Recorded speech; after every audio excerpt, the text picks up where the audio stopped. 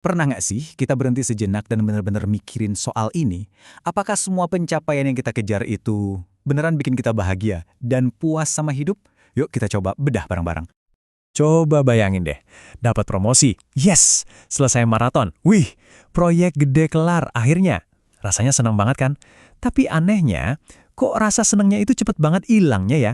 Nah, disinilah misteri yang akan kita bongkar. Oke, kita mulai dari akar masalahnya. Tanpa kita sadari, banyak dari kita tuh kayak lagi lari di atas treadmill pencapaian. Kita terus berlari, tapi rasanya puasnya kok cuma numpang lewat. Dalam dunia psikologi, ini ada namanya loh, treadmill hedonis. Gampangnya gini, bayangin Anda lagi lari di treadmill. Anda terus gerak, keringetan, capek, tapi ya nggak maju kemana-mana kan? Nah, gitu juga sama kebahagiaan dari pencapaian. Kita dapat, senang sesaat, terus level bahagia kita balik lagi ke setelan awal. Seolah-olah kita didorong buat, ya udah, cari lagi pencapaian berikutnya. Dan ya, ini dia akibatnya. Kita jadi kayak manjat tangga yang nggak ada puncaknya. Begitu satu anak tangga berhasil kita naiki, mata kita langsung lihat ke anak tangga berikutnya. Jadilah sebuah siklus ngejar-ngejar terus yang nggak ada habisnya. Ironisnya, bukannya puas, malah bikin capek dan hampa. Tapi, ya wajar banget sih kalau kita ngejar pencapaian. Karena emang ada hadiah yang dijanjikan di ujung sana. Dan hadiahnya ini menarik banget.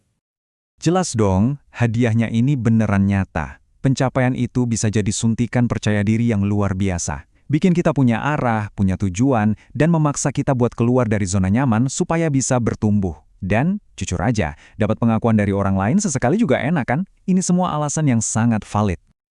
Tapi, nah, ini dia nih bagian rumitnya. Di balik semua janji manis itu, ternyata ada potensi rasa hampa yang gak kita duga setelah kemenangan itu kita raih. Disinilah paradoksnya kelihatan. Tujuan dan arah yang kita kejar, malah bisa bikin kita burnout. Sampai kita ngabain hal penting lain, kayak keluarga atau kesehatan. Rasa percaya diri yang kita bangun bisa jadi rapuh banget. Sekali gagal, bisa langsung cemas. Dan pertumbuhan yang kita idamkan itu malah bisa ngejebak kita dalam perlombaan tanpa henti. Jadi, inti masalahnya di sini. Rasa puas itu sering kali cuma sebentar. Ini bukan berarti pencapaian itu jelek ya. Tapi pertanyaannya, kalau kita terus-terusan ngegantungin kebahagiaan kita ke situ, apa kita nggak cuma bakal lari terus-terusan buat nyari suntikan kepuasan berikutnya? Terus gimana dong solusinya? Nah, kuncinya itu ada di pemahaman kita soal alasan kita mengejar sesuatu. Ini ngebawa kita ke dua jenis motivasi yang beda banget. Oke, kita bedah ya. Ada yang namanya motivasi intrinsik. Ini datangnya dari dalam diri. Anda ngelukis ya karena emang suka aja sama prosesnya. Sebaliknya, ada motivasi ekstrinsik. Ini dari luar. Duit, piala, pujian dari orang. Dua-duanya emang bisa jadi pendorong. Tapi riset nunjukin kalau cuma motivasi dari dalam dirilah yang bisa ngasih kepuasan sejati yang tahan lama. Nah, ini dia poin paling pentingnya. Ketika yang Anda kejar itu sejalan sama kata hati Anda, sama nilai-nilai yang benar-benar Anda pegang, disitulah kepuasan yang sesungguhnya muncul. Jadi bukan lagi soal apa kata dunia, tapi soal apa yang terasa pas buat diri kita sendiri. Oke, sekarang kita udah tahu masalahnya, yuk kita cari solusinya. Gimana caranya membangun hidup yang benar-benar memuaskan? Anggap aja hidup ini kayak lagi nyusun sebuah puzzle.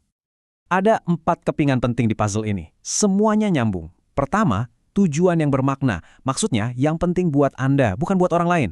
Kedua, hubungan yang kuat, karena kita kan nggak hidup sendiri. Ketiga, coba deh fokus ke proses pertumbuhannya, nikmati perjalanannya, jangan cuma mikirin garis finishnya. Dan yang terakhir, cari cara buat berkontribusi, karena perasaan jadi bagian dari sesuatu yang lebih besar itu luar biasa. Jadi ini yang perlu kita ingat. Pemenuhan diri itu bukan satu piala yang bisa kita raih terus selesai, bukan.